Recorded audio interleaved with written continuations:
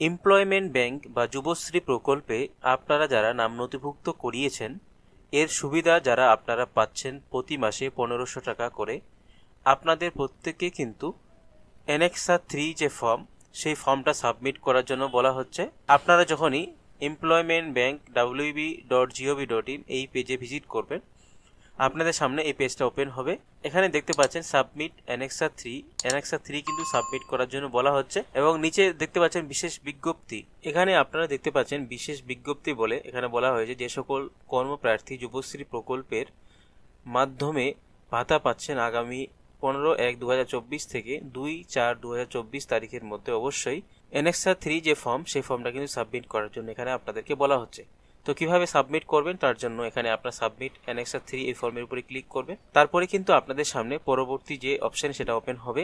এখানে আপনাদের enrolment number তথা ইউজার নেম এখানে আপনাদেরকে দিতে বলা হচ্ছে। তো আপনাদের যে এনরোলমেন্ট আইডি রয়েছে ইবি দিয়ে সেই আইডিটা আপনারা এখানে বসাবেন।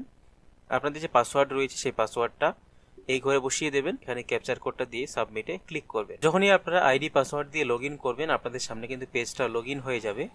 এবার এখানে আপনাদের এনরোলমেন্ট আইডিটা আপনারা দেখতে পারবেন। তারপরে দেখবেন select any one of the following option. এখানে দুটো অপশান রয়েছে, আপনি বর্তমানে কি কোর্সে পড়াশোনা করছেন বা আপনি কি কোর্স নিয়ে বর্তমানে ট্রেনিং করছেন তার জন্য এখানে স্কিল ডেভেলপমেন্ট অ্যান্ড ট্রেনিং এই অপশানে টিক মারবেন।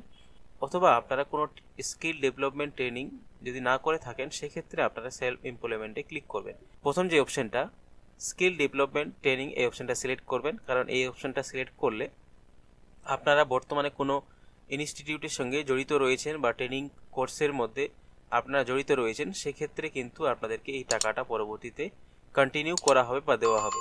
যদি আপনি সেলফ এমপ্লয়েডে ক্লিক করেন তাহলে কিন্তু সেক্ষেত্রে আপনার টাকাটা বন্ধ হয়ে যাওয়ার চান্সেসটা অনেক বেশি থাকে। তো প্রথম অপশানটা আপনারা সিলেক্ট করবেন, তারপর সাবমিট চয়েসে ক্লিক করবেন। তারপরে কিন্তু আপনাদের সামনে পরবর্তী যে পেজ সেটা ওপেন হবে। এখানে দেখতে পাচ্ছেন অ্যানেক্সা 3।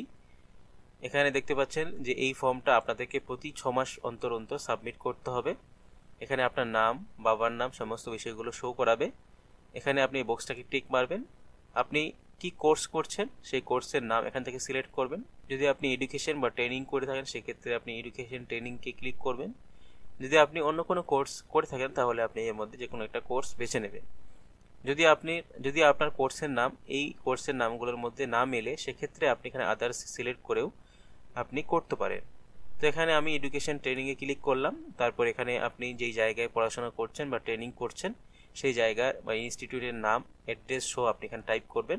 দেন আপনাকে এখানে স্টার্টিং ডেট এবং এন্ড ডেট আপনার যে কোর্স শুরু হয়েছে সেই ডেটটা আপনারা এখানে দেবেন। তো এখানে আপনারা জুলাই 23 থেকে ডিসেম্বর 23 এর মধ্যে ডেটটা দেবেন। যদি আপনার কোর্স এখনো শেষ না হয় তাহলে আপনি ইন ডেটের জায়গায় আপনার কোর্সটা যেই ডেটে শেষ হবে সেই ডেটটা আপনি এখানে দেবেন এবং রিমার্কের জায়গায় এখানে আপনি কোর্স কন্টিনিউ এরকম কথা আপনাকে কিন্তু এখানে লিখতে হবে।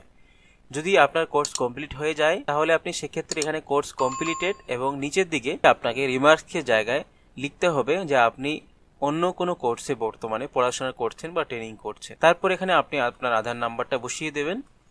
এই বক্স দুটোকে টিক মেরে সাবমিট অ্যানেক্সা 3 এই অপশানের উপরে আপনি ক্লিক করবেন। তো যখনই আপনারা অ্যানেক্সা 3 সাবমিটেড এই অপশানে ক্লিক করবেন আপনাদের সামনে এরকম একটা কিন্তু লেখা চলে আসবে, your অ্যানেক্সা 3 has already been submitted. আপনার অ্যানেক্সা 3 ফর্মটি জমা করা হয়েছে। এখানে আপনি ডেট টাইম দেখে নিতে পারবেন। তারপরে আপনারা এখানে প্রিন্ট অ্যাকনলেজমেন্ট এই অপশানে ক্লিক করে এই রিসিপ্টটা আপনারা আপনাদের কাছে প্রিন্ট আউট করে নিজের কাছে রেখে দেবেন। তো এইভাবে আপনাদেরকে অ্যানেক্সা 3 যুবশ্রী বা বেকার ভাতা যারা আপনারা পাচ্ছেন তাদের প্রত্যেকে কিন্তু অনলাইনে সাবমিট করতে হবে।